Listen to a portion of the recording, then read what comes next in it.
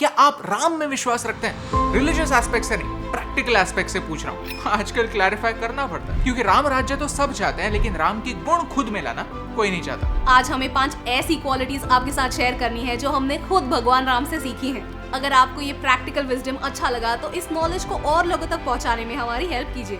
Number 1, respect your parents. आज हम ऐसे जमाने में रहते हैं जहां पेरेंट्स अपने बच्चों को खुद से दूर बोर्डिंग स्कूल्स में भेजते हैं और फिर वही बच्चे अपने पेरेंट्स को बुढ़ापे में वृद्धाश्रम। लगता है कि हम हमारे पेरेंट्स के साथ, हमारे बच्चों के साथ कनेक्ट ही नहीं हो पाते। इंटेंशंस अच्छे होने के बावजूद उनकी नजर में हम हमेशा विलेंस बन जाते हैं। दशरथ चाहते थे कि राम राजा बने और राम जानते थे कि दशरथ उनके साथ बिना वजह इनजस्टिस नहीं करेंगे, लेकिन फिर भी सर्कमस्टांसेस की वजह से राम को 14 साल वनवास भुगतना पड़ा। सर्कमस्टांसेस, सिचुएशंस ऐसी चीजें होती हैं जो अक्सर हमारे करीबी लोगों को हमारे स्टोरी में विलेन बना देती हैं। लेकिन प्रिंस राम को हम भगवान इसलिए कहते हैं क्योंकि उन्होंने अपने पिता को समझने की कोशिश की। खुद के नजरिए से तो सब देखते हैं, लेकिन दूसरे के पर्सपेक्टिव से देखने की ताकत सब में नहीं होती। क्या हम राम जैसा अच्छा बेटा या अच्छी बेटी बनने की कोशिश कर सकते हैं?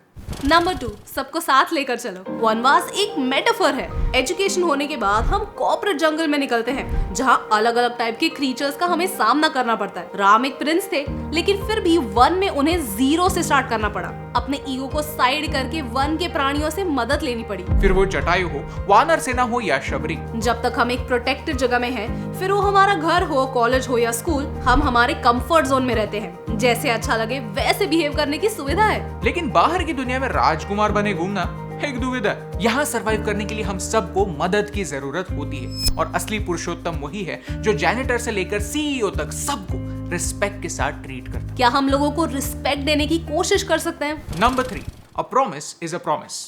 फ्रेंडशिप और टॉक्सिक फ्रेंडशिप में एक ही डिफरेंस होता है कि टॉक्सिक फ्रेंडशिप सिर्फ एक तरफा होती है। जो दोस्त सिर्फ आपका फायदा लेना चाहते हैं, आपके स्किल्स की वजह से, आपके सोशल स्टेटस की वजह से या फिर किसी पर्सनल गेन के लिए आपसे दोस्ती बनाए रखते हैं, वो दोस्त नहीं है। सुग्रीव ने अपना राज्य अपने भाई से वापस जीतने के लिए मदद मांगी और उसके बदले भगवान राम को लंका तक पहुंचाने का वादा किया, लेकिन राज्य वापस मिलते ही सुग्रीव अपना ये वादा भूल गया। कहते हैं कि your network is your network, लेकिन जो नेटवर्क आपसे फेवर चाहता है लेकिन जरूरत के समय आपको मदद करने सामने नहीं आता, वो नेटवर्क नहीं है। कुछ दोस्त पैरासाइट्स होते हैं जो सिर्फ एक तरफा दोस्ती में विश्वास रखते हैं। क्या हम ऐसे टॉक्सिक दोस्तों की पहचान करना सीख सकते हैं? Number 4, partnership. हम सब जानते हैं कि भगवान राम ने सीता को घर लाने के लिए कितने सैक्रिफाइसेस किए, कैसे वो नॉर्थ इंडिया से लंका तक पहुंचे और फिर उन्होंने वानर सेना की मदद से राम सेतु बनाया। एट द सेम टाइम हम ये नहीं भूल सकते कि सीता माँ ने रावण के मेंटल टॉर्चर को सहा। वो पेशेंट रही, उन्होंने विश्वास रखा कि भगवान राम किसी भी कीमत पर उन्हें बचाने आएंगे।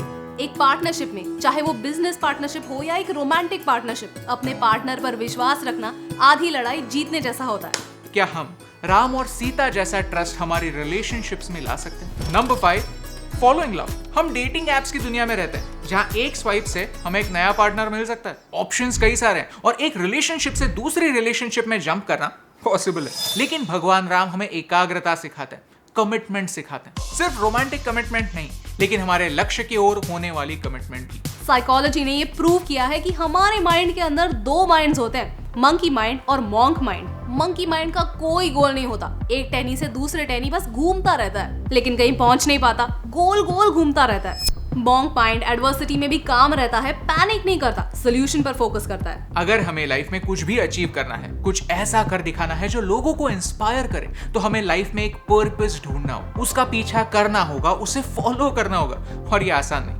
कमिटमेंट, प्यार, पर्पस, इन सारी चीजों के लिए मेहनत करनी पड़ती है, तपश्चर्या करनी पड़ती है, वनवास जाना पड़ता है, लेकिन जो ये काम कर जाता है उसके सामने दुनिया झुकती। हाँ, जिस बात पर डिबेट बहुत होती है कि प्रिंस राम जैसा कोई प्रिंस एक्चुअली भारत में था या नहीं, लोग पूछते हैं कि प्रूफ क्या है? मुझे लगता है कि भगवान राम को शाश्वत यानी इटर्नल बनाने का एक ही तरीका है कि उनकी क्वालिटीज को हम हमारी रियलिटी में बदलें। क्योंकि जब मैं हाथ जोड़कर विष्णु के अवतार भगवान राम को नमन करता हूँ, तो एक्चुअली में मैं उनकी इन क्वालिटीज को नमन करता हूँ। प्रार्थना करता हूँ कि मैं राम जैसा बेटा बनूं, राम जैसा लीडर बनूं और अपनों के लिए कुछ अच्छा करूं।